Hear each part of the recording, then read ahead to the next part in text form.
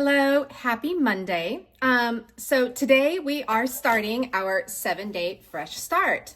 How many of you woke up this morning and forgot you were supposed to be doing that? You can add me, actually, not me. My husband, however, did. So now, of course, if you're like me, your brain's OCD and you're like, perfect. Okay, now I have to wait and start next week. No, we are starting today, right now, as a matter of fact.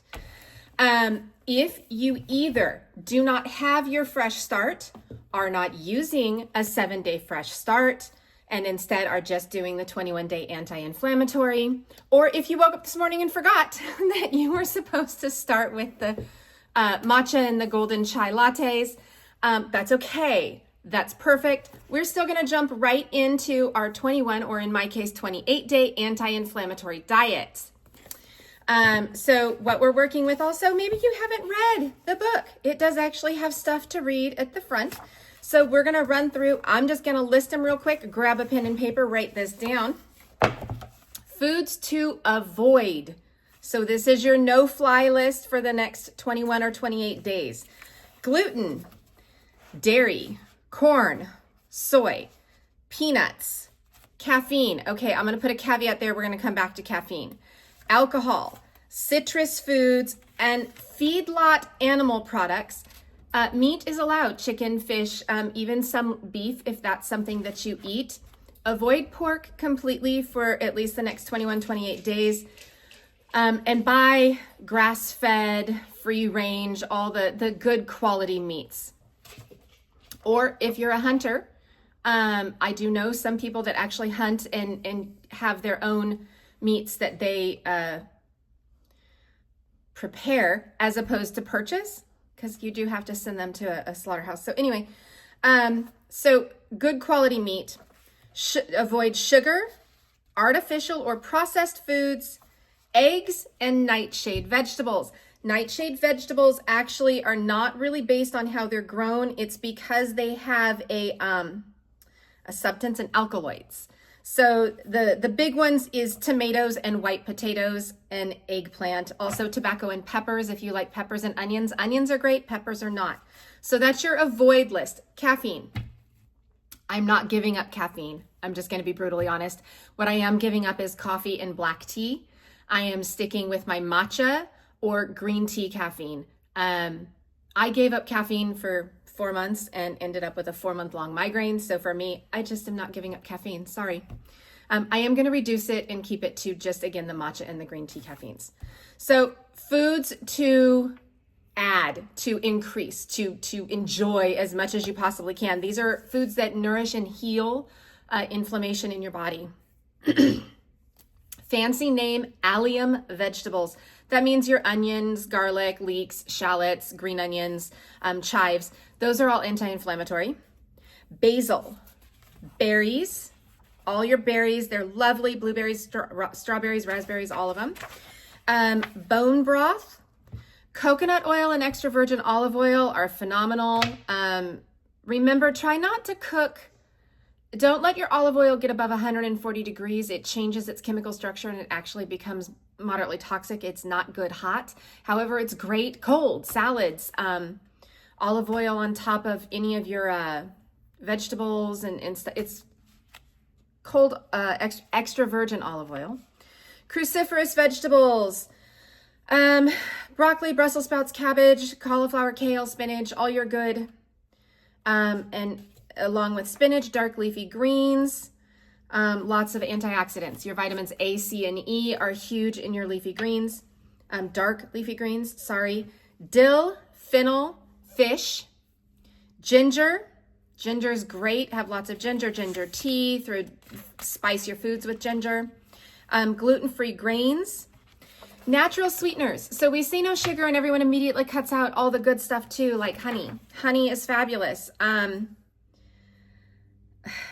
Fruits, your raw fruits are good. Raw honey is great. I would try to avoid, I know stevia is one of those,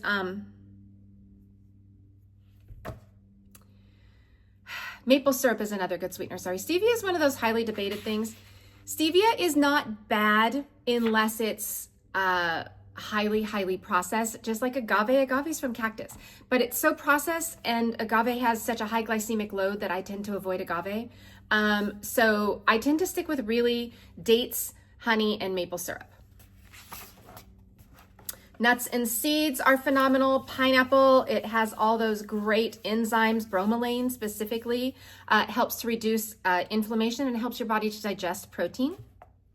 Root vegetables. So potatoes are a root vegetable, but again, they're a nightshade. So we want to avoid white fleshed potatoes. Doesn't matter what color the outside is. If it's got a white flesh, you want to avoid it.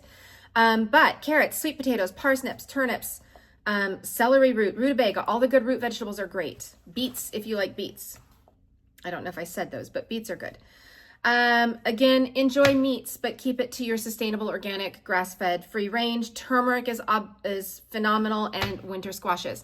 So there's your quick summary. The reason we're avoiding the top 8 allergens, that's the biggest thing: eggs, fish, milk, peanuts, shellfish, soy, tree nuts, and wheat. Those are the big 8. Add in dairy, milk is dairy. Sorry that I already said that. So yeah, those are the things that most people have a response to. Sometimes you don't even know you're responding to it until you stop eating it, and then suddenly you have a reaction after you avoid it for 2 months, ideally, and then you add those back in and you find out one at a time. You can find out what you actually react to. I react horribly to dairy. I react horribly to shellfish, but I didn't know. I ate shellfish my whole life because I don't have an allergy. I don't have an allergy to it. My stomach doesn't digest it well. So anyway, that's your lists. I hope you had a pen. If not, you can find them on pages, let's see here, 15 to 23 in your Anti-Inflammatory 21-Day book from Amazon. It's about $12 right now. It's a really good place to begin. There are lots of anti-inflammatory books out there, recipe books.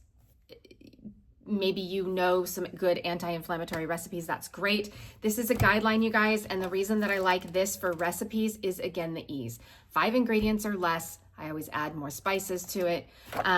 But it's just a really good place to begin. So again, if you missed this morning, it doesn't matter. It's still Monday. We're starting now, right this minute. If it's Tuesday or Wednesday when you're watching this, doesn't matter. We're starting right this minute.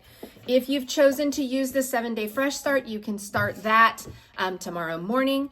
But jump right in with us to the 28 days anti-inflammatory diet, and let me know how you're doing, how you're feeling.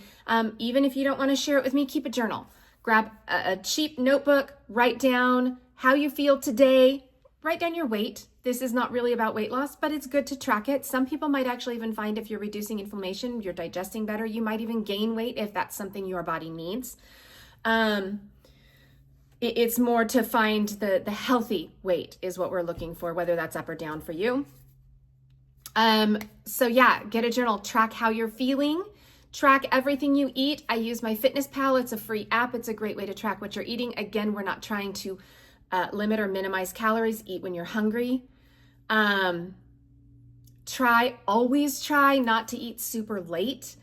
Okay. And then one other thing, go for a walk. It's not about cardio. It's not about exercise really at all. It's about getting some movement in your body and reducing stress. So this isn't a big sweaty walk where you're climbing 87 hills and you have to do 3 miles at least. Just take a walk.